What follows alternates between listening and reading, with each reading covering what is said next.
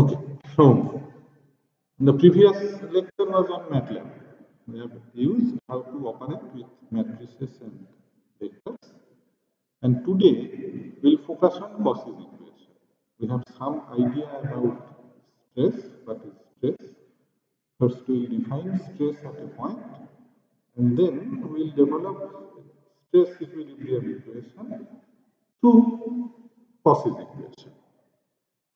What we have already stated is that the Cauchy's equilibrium equation basically gives equilibrium at the boundary. Yes, sir. Then there is other thing which is equilibrium within the domain. There we use other equation which is basically the principal stressed. There is the differential equation of the system. For the body itself, the equilibrium is governed by a differential equation. That also, those are also known as equilibrium equation. It is written here. I think it is not written. Whatever it is there. Okay. This is what we have already discussed. What is meant by continuum. Now say this body, and we take this as a continuous body. It follows the principle of continuum mechanics. Not only this thing, some other assumptions are there. A closed curve on this body will remain a closed curve. It can change its shape, but the curve cannot cross each other. It cannot break any point on the curve. It cannot break. A closed curve has to remain a closed curve. It cannot open. Those assumptions are also there. So here what is shown in the first figure, in this body, some forces are acting on the boundary. So in Cauchy's equation, we find out the equilibrium at those points. So here the body is interacting with the environment to those points.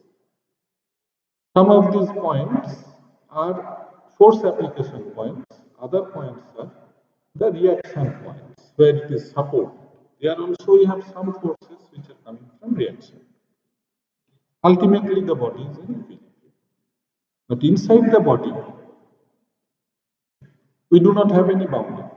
It's a continuum inside. So there the equation is somewhat different. So let us start with the boundary, with this boundary first. But again, to go into there, let us first find out how to notate the stress at a particular point.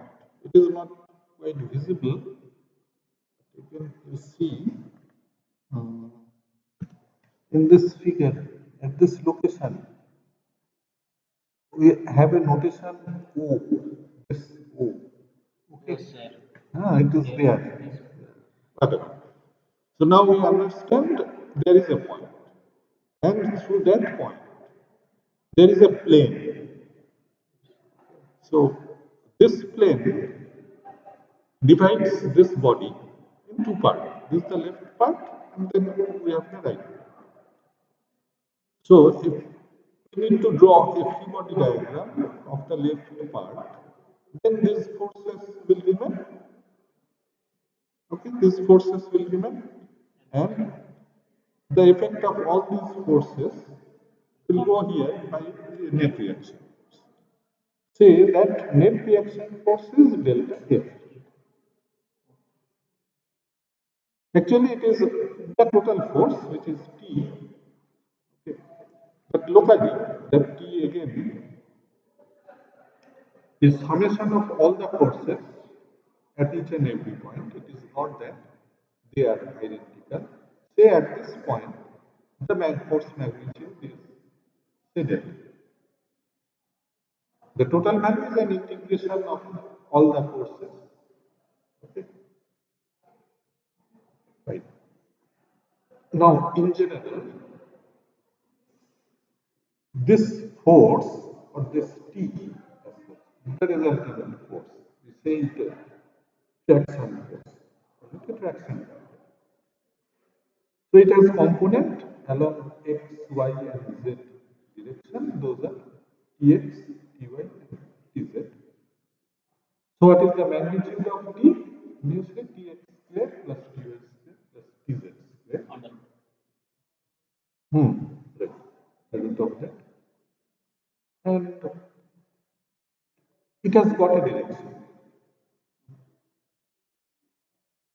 So now this arrow is basically this direction. It is indicating this direction.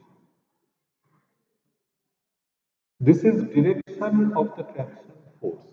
Here.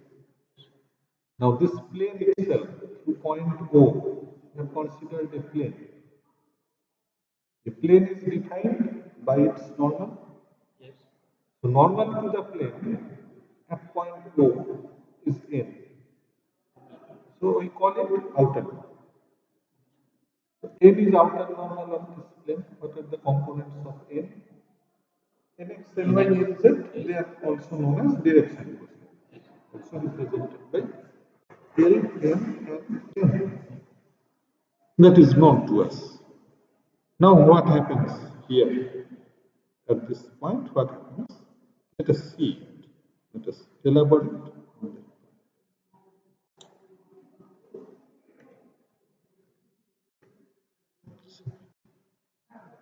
Okay.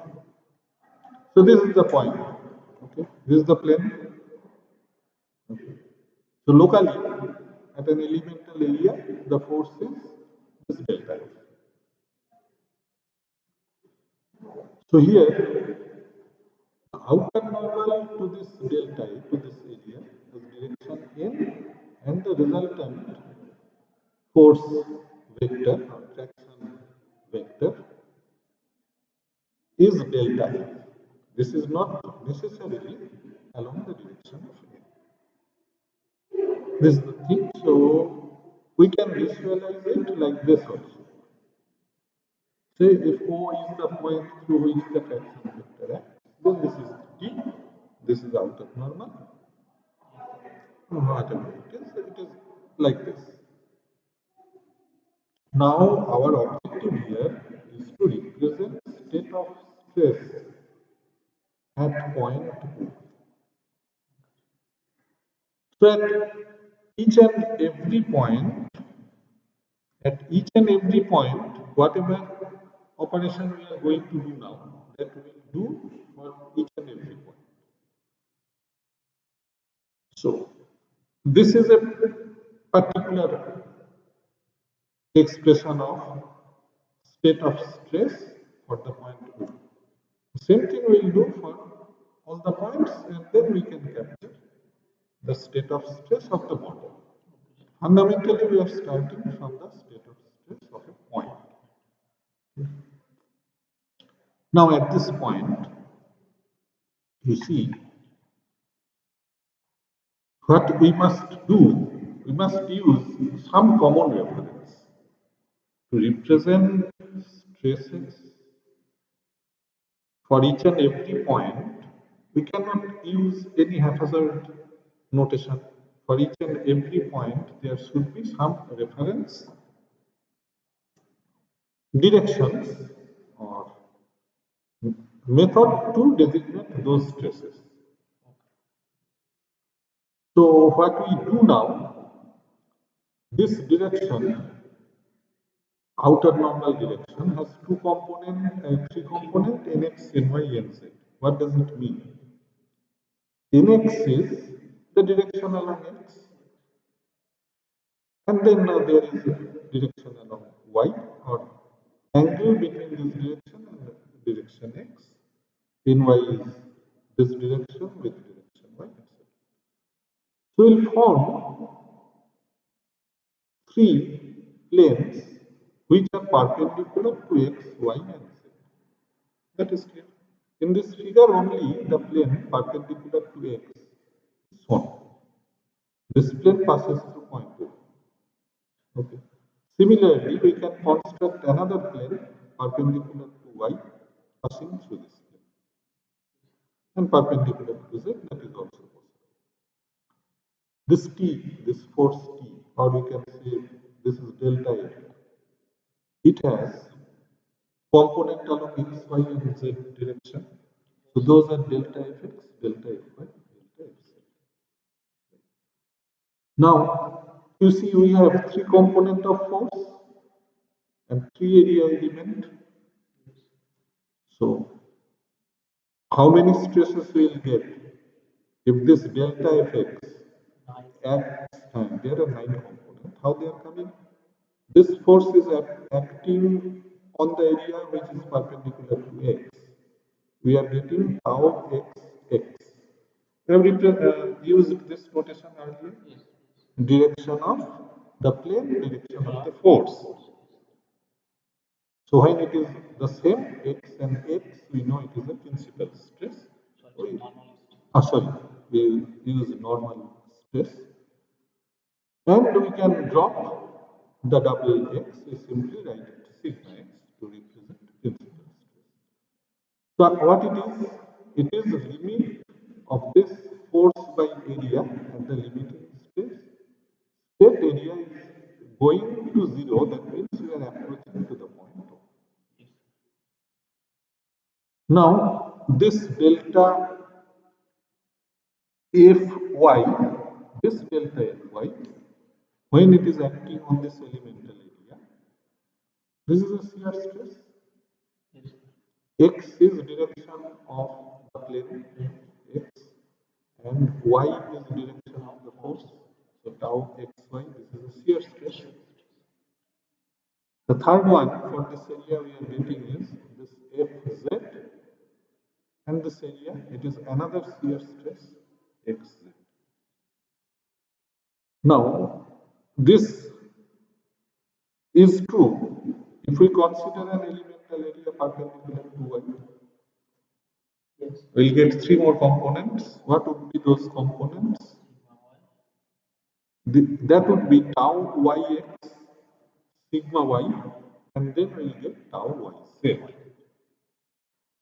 For area perpendicular to z, we'll get tau zx, then it would be tau zy, and then tau z. Means sigma. This is clear.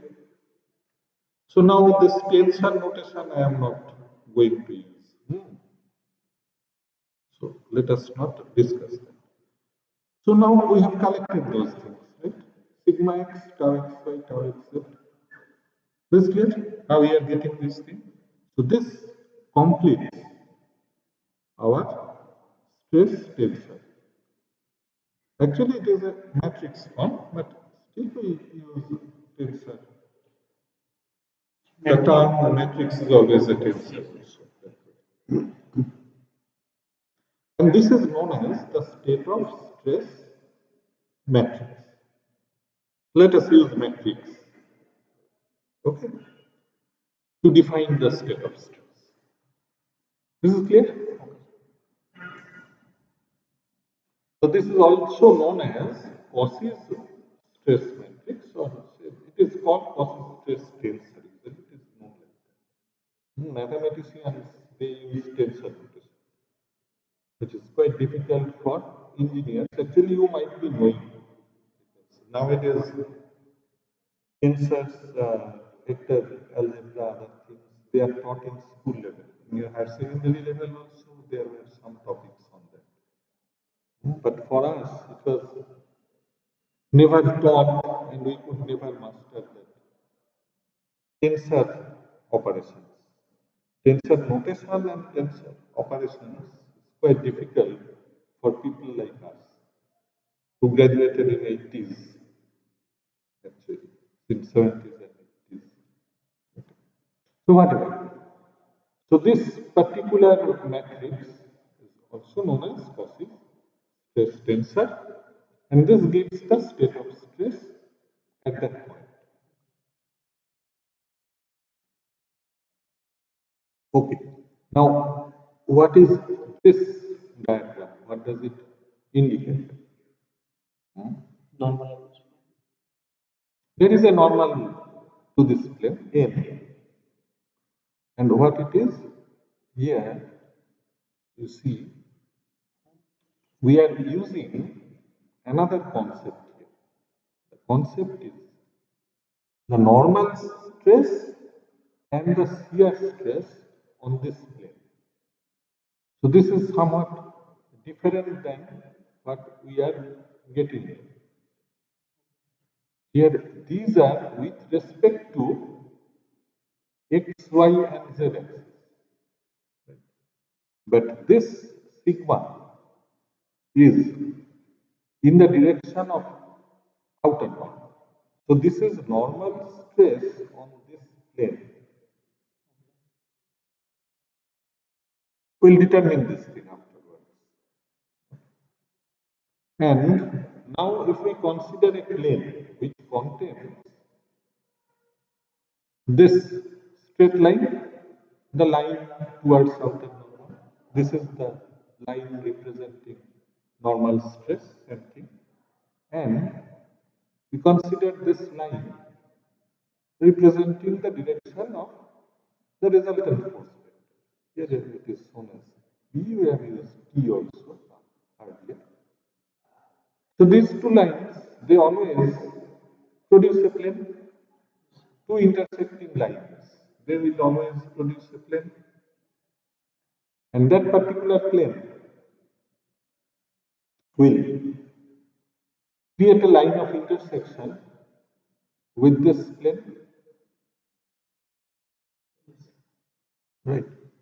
So this plane is perpendicular to this plane, containing outer normal. So this plane is perpendicular to this plane. Right. So this line of intersection is also perpendicular to sigma. This is normal stress. Clear? So this normal stress will lie on this normal of this plane. Its direction is along the normal. Along the normal of this plane. Of this plane, right? So this is normal stress at that point. Yes. And what about this particular vector? So tau n is the perpendicular of sigma n. Sigma n. Yes, sir. So how to locate it? So at any other direction, we won't get this normal shear stress, not the principal shear stress. Okay. So this is the maximum value of shear stress in this plane, right? Yes. So this is sometimes important because when we use shear stress, say to find out failure, we need to find out the principal value, the maximum value. Maximum shear stress value will be calculated in that plane where the normal stress will be average in this plane. Where? The normal stress value will be average, mean value. No. Now what you are stating? Mean value of the principal No. stress. No, it is not that. We are considering a point. So the point is here, there are infinite directions perpendicular to sigma. Yes. And in every such perpendicular, they will produce a line on this particular. We will get some shear stress on each and every. Out of which, this one is the maximum. Okay. So what we have done, say this is our traction vector, we have projected that along n and perpendicular to n in this particular plane, another component lying in the plane. So this is producing shear. In that sense, if this is our traction vector t, then t square is equal to the sigma n square plus this tau n square. That is also. Is it clear? So this sigma n and tau n, they are different than this sigma x, sigma y, sigma z and this tau. That is what I like to focus. Okay, because these stresses, they only represent stress values on these planes. So the visualization of these stress values I will discuss for this rectangular parallelogram. For an infinitesimal body object there, that is what we will be discussing. But this is the phenomena we are getting on that plane. On that plane means on this particular. In this direction we have a sigma, and then we have a tau n on this particular plane. You got this thing? So that is what we will be discussing afterwards. But right now, how to visualize these things? So to visualize the stresses, what we are doing now, say as if at this point, this was our starting point, we focused at this point. Right? So let us shift our coordinate system there.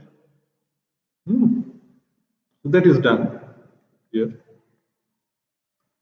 So it is shifted at and then we are taking a rectangular parallelepiped of say dimension delta x, delta y, and delta z. And when this body or delta x, delta y, delta z will tend to 0, we will go to that point. So these values are obtained on these planes, actually on these planes passing through this point, right? So how they are visualized?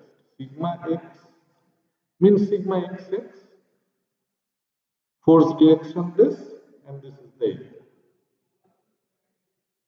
Sigma xy, this means first subscript x means area is this. Okay. So now if force direction is along y, this is tau xy direction. And if force direction is along z, this is tau x direction. I think sir, this notation will be y, z, y, x, and z. Right. So what is done here, the equality of cross here that is used. So yx and xy, they are not distinguished here. Okay. So now there is another question. This also we have discussed earlier. So on this face, sigma xx means this is the direction of force and this is the area. Outer normal direction is also positive. And on the back face, on this particular face, what is sigma xx positive? Force direction is negative, and for that area, outer normal direction is also negative. So that way, a tensile force will direct in this direction. So here, what is the direction of tau xy? Tau xy will act in this direction. And on that particular plane, x is negative, so force direction has to be negative also. So in that case, tau xy direction would be like this. This right? Yeah. So that way, what we do now, if this is tau xy, then this is tau say yx. They are not balanced, they cannot balance. They are trying to twist this body. And on top face, what we are getting? Say tau yx. This means this area, first subscript y. Tau yx means force direction here. What is the direction? What is the direction of positive tau yx? No, along this. This area has outer normal y and force would be along x, that is tau yx, this one. So this tau yx and here tau xy, they should balance each other. They should be equal. And on the bottom face here, what is the direction of x here, y is negative in this direction, so x should be negative in this direction. Okay. So that tau yx and here this tau xy, they would also balance. Okay. Rotation in opposite. So that is why instead of this tau xy, tau yx, okay, we have equated them. And we say that cross shears are equal. But this is true for inside the body. There is no difficulty if we consider the body at the interior. But if we consider an element at the surface, there is a problem. The problem is that if this any one of this is a free surface, there cannot be any shear stress. Because under equilibrium, there cannot be any stress on the boundary. Inside of the body, it can be stressed. It is possible. So this is clear? So now with this idea, what we have defined, stress at a point inside the body. Now if we consider the traction force here, let this be T, and this T has three component Tx, Ty, Tz.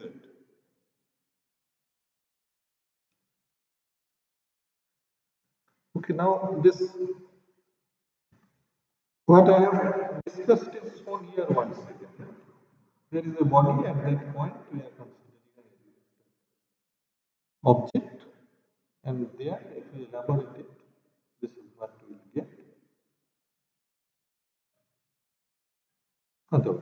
And you know about this ij notation, first one plane, second one direction, everything.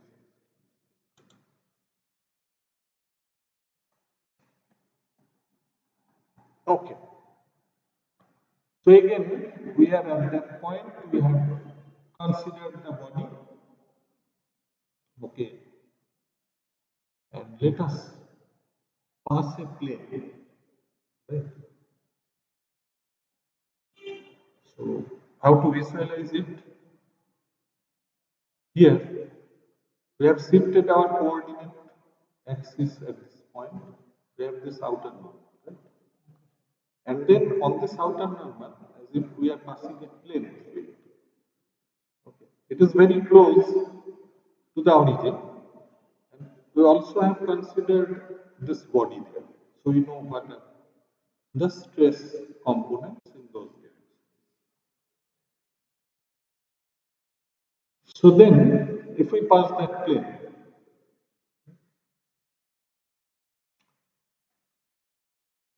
what is this plane?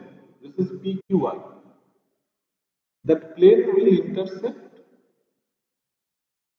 the XY, then XZ and YZ. Those lines are this QR, then PQ and PR. So there is a triangular shape here. And this outer normal is perpendicular to PQR. Because we have constructed the plane perpendicular to this direction. Now, what is the situation on this plane? That is what we are going to study. So on this plane, we have a normal stress, sigma. On this plane, we have a shear stress. That is the sigma n and tau. It is there. And this is traction. So this traction is also equal to this, say 1, 2, 3 here in the 6, 5, and 7. So it is, we have seen earlier Tx I plus Ty into J plus Tz into K. Vector notation or T square is equal to square of Tx, Ty, Tz, that's square root of that. Is clear? So now we understand what is the situation. What about these faces? The face or in this point O, now our coordinate system is shifted to point O. R, P. This plane is perpendicular to X. So at that point, which is on that plane, in general we have this normal stress, one normal stress and two shear stresses. Here. Similarly on this plane, this perpendicular to direction 3 here, we have a normal stress and two shear stress. This also you can visualize. So what we will be doing now? We have expressed net traction in three directions along 1 to 3. On this plane, we have some stresses along 1 to 3. Then what would be their magnitude? Their magnitude is magnitude of stress multiplied by the area. That way, this will produce net force along x2 direction. This will produce net force along x3 direction. And this is along x1 direction. So T1 will be equated with all the forces acting along one direction. This two. So that way we will get three such equilibrium. If we consider direction 1, say direction 1. In direction 1, this is T1. Okay, so what is this T1? Where is sigma 1 1? You see, this is the one. Then, other one should have the first subscript as 1. So it is sigma 1 2, where we have sigma 1. This sigma 2 1 1. And then 3 1 is there. 1 3 and 3 1. 1 3 and 3 1. But our direction is this 1. Force direction along 1. Sigma 2 1, sigma 3 1, sigma 1 1. That is what we'll be getting. So 1 2 and 3 1, they are also equal. Okay. So this is what we are getting from here. Now the question is, why it is like that?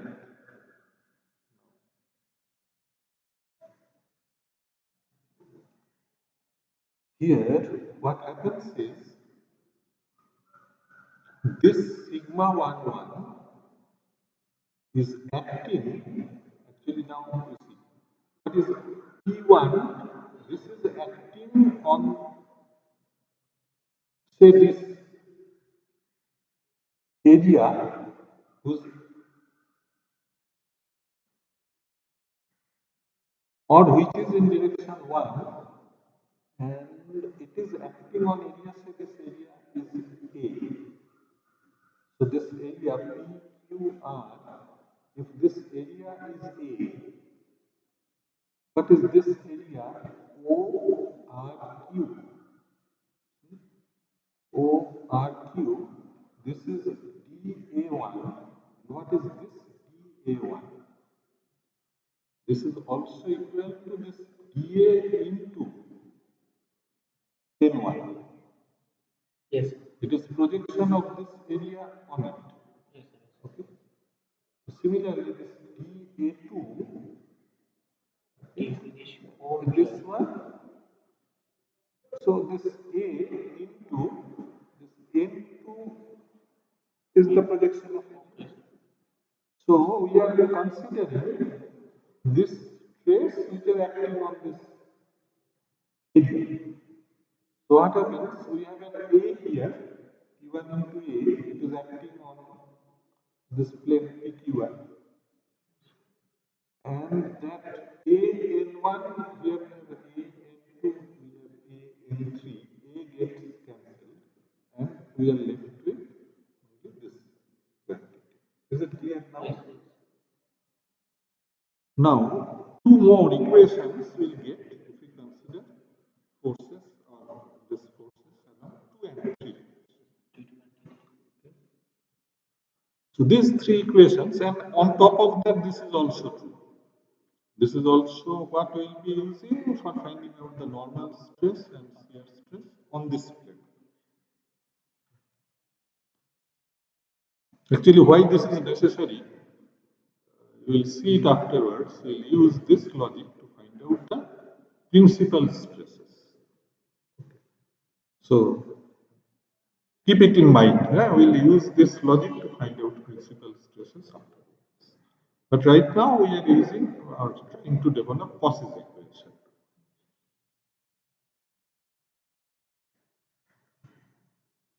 So this is our state of stress matrix. We can use x, y, z as well as 1, 2, 3. Cross hairs are equal. So these are some of the idea which we have already used. Those are shown here. Now, this is what we are talking about. So this first equation, we have seen it is valid. Naturally, these two other equations are there. So this set of three equations, it will give rise to a matrix, or we can express it in a matrix form. Yes.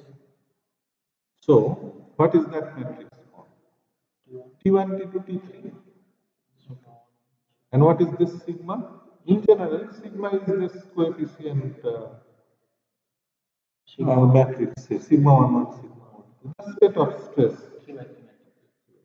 And the same one into N3 at the direction cosines of the outer direction. This, so this is what we are talking about. Along x, y, z, this is what we have.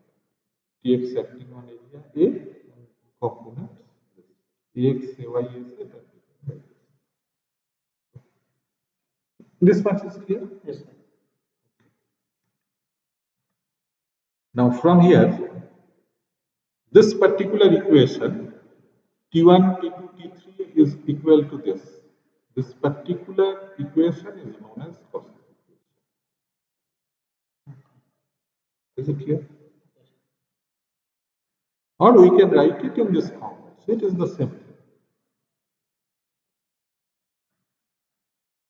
So today I am not going into the concept of the principal stress, but this particular equation will give rise to the concept of principal stress.